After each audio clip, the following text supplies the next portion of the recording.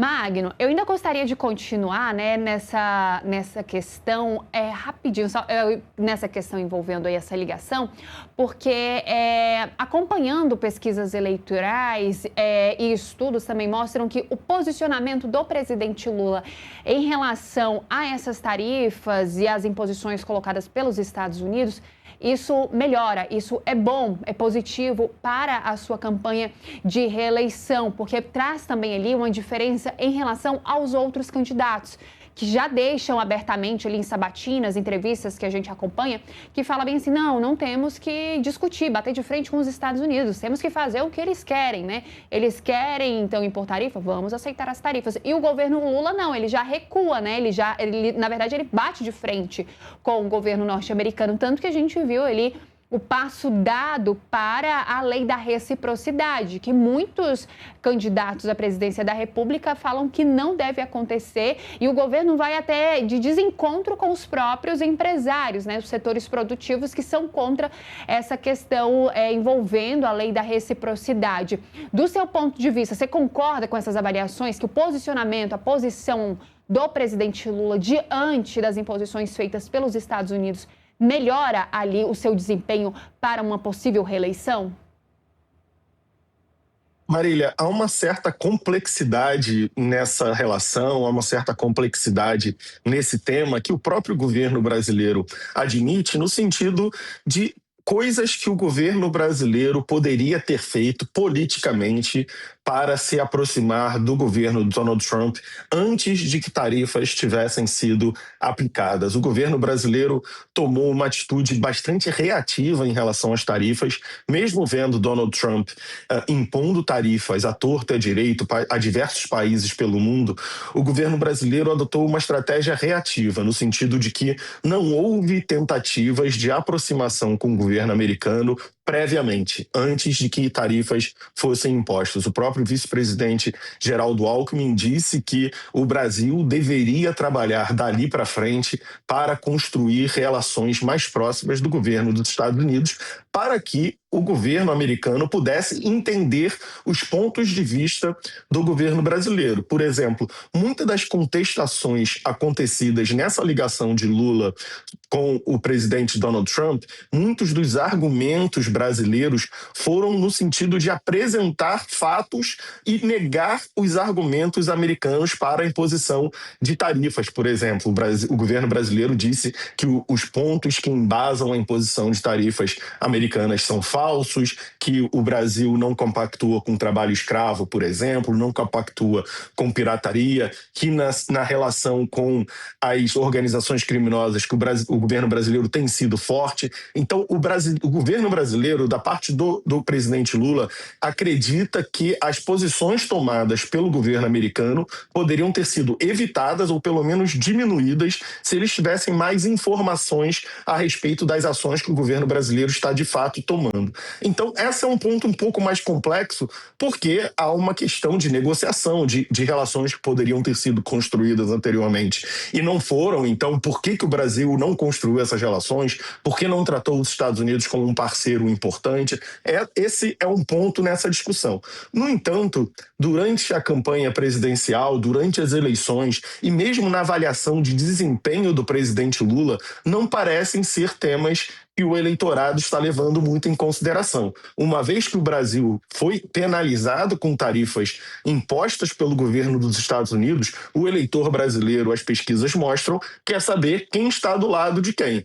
Se o governo brasileiro está atuando para defender o Brasil, se o governo brasileiro está atuando para defender a nossa soberania, como o próprio governo gosta de utilizar essa linguagem, se o governo brasileiro está fazendo alguma coisa para fazer com que essas penalidades sejam revistas, é isso que o eleitor brasileiro parece estar focado. Há toda uma complexidade ali, há toda uma negociação, há todo um cenário internacional que embasa essa imposição de tarifas. Mas para o eleitor a questão parece ser um pouco mais simples, no sentido de que se Lula está lá debatendo com Donald Trump, está lá dizendo que defende os interesses do Brasil, para o eleitor de forma geral isso já parece ser suficiente e Lula, pelo menos até agora, colheu benefícios desse enfrentamento, dessa tentativa de combater as tarifas impostas por Donald Trump, pelo menos no olhar do eleitor brasileiro. A gente não sabe como vai ser daqui para frente,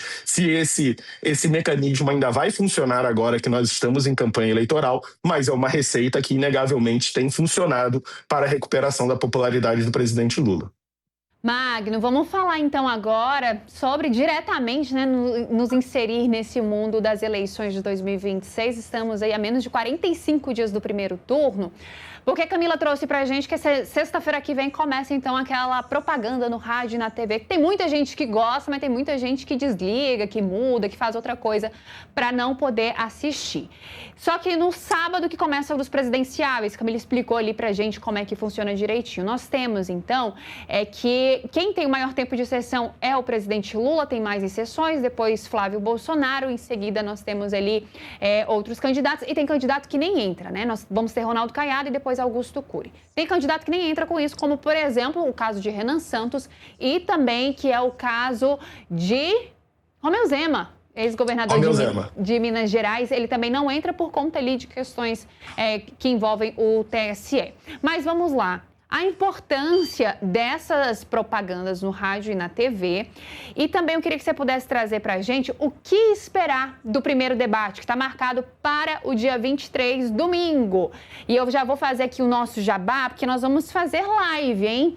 Uma live pré e pós esse debate que vai acontecer, que será feito pela TV Bandeirantes, ali com os presidenciáveis. Temos ali as confirmações de Romeu Zema, Renan Santos e Ronaldo Caiado. Por enquanto, o presidente Lula e Flávio Bolsonaro não confirmaram. No entanto, Igor Gadelha, colunista, já trouxe para a gente que as credenciais ali voltadas para Flávio Bolsonaro foram retiradas. Pelo lado do presidente Lula, a sinalização é de que ele não compareça. Flávio já disse que só vai aos debates que o presidente Lula for. O que a gente pode esperar, então, dessas inserções que começam, né, a propaganda eleitoral, e também desse debate para a presidência da República, pelo menos nesse primeiro turno, Magno?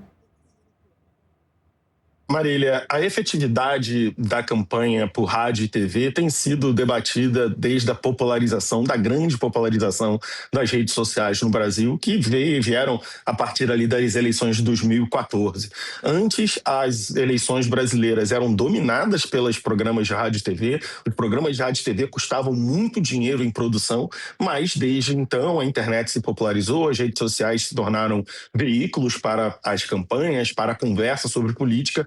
Então não se sabe exatamente o quanto as inserções e as propagandas de rádio e TV ainda permanecem importantes.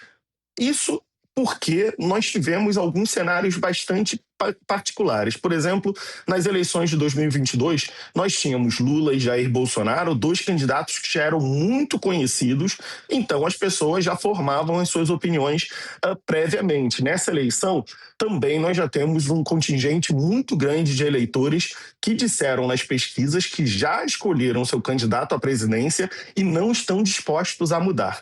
Nesse cenário, para muita gente, talvez a propaganda de rádio e TV não funcione muito bem. A questão é que, como Flávio e Lula estão muito próximos nas pesquisas, para aqueles eleitores que ainda não se decidiram, os programas e as inserções, principalmente, podem ser muito importantes. As inserções, eu digo em particular, porque, como você mesmo disse, muitos eleitores não gostam da propaganda eleitoral, desligam a televisão quando o programa começa, mas as inserções acontecem no intervalo da programação normal. Então, para quem estiver assistindo o jornal, para quem estiver assistindo a novela, as inserções aparecerão como se fossem comerciais normais. E para essas pessoas, as inserções podem ser muito importantes, principalmente se elas são aqueles 25% dos eleitores que ainda não estão certos sobre a sua escolha no voto para a presidência. E para essas pessoas,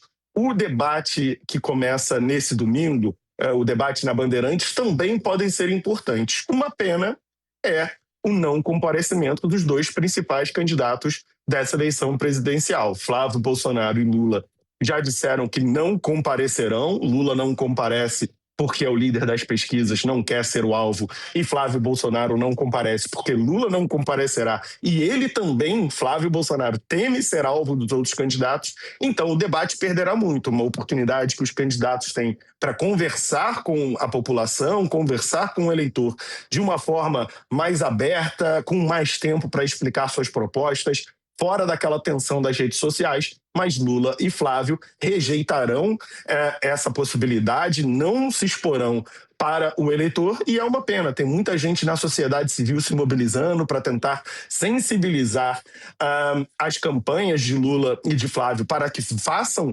esse aceno ao eleitor, que compareçam ao debate na Bandeirantes, mas eles parecem não querer se expor dessa vez. É uma oportunidade, então, para que os outros candidatos, aqueles que estarão lá, se diferenciem dos dois principais candidatos que hoje dominam as atenções na imprensa, que dominam a preferência dos eleitores nas pesquisas, se mostrarem como competidores importantes para Renan Santos, para Ronaldo Caiado e para Romeu Zema e para Augusto Cury poderem mostrar um pouco mais de si, um pouco mais das suas plataformas, e é sempre um grande momento para o embate democrático termos debates na TV e a cobertura toda que nasceu nesse ambiente para cobrir o que se passa nos debates e nos bastidores. Do nosso sistema democrático, e é muito importante para nós eleitores, né? E vale para a gente também, quem está nos acompanhando, fazer uma avaliação desses candidatos, porque eles estão esquecendo do principal, que para ser eleito, ele precisa de voto. Quem dá o voto é o eleitor, é a população. Magno, vou pedir para você só me dar licença rapidinho, que a gente vai precisar chamar mais um intervalo, mas Magno vai continuar falando com a gente aqui, viu? Mas vamos para um rápido intervalo, quem está nos acompanhando pela Smart TV, continuamos com a nossa programação no YouTube.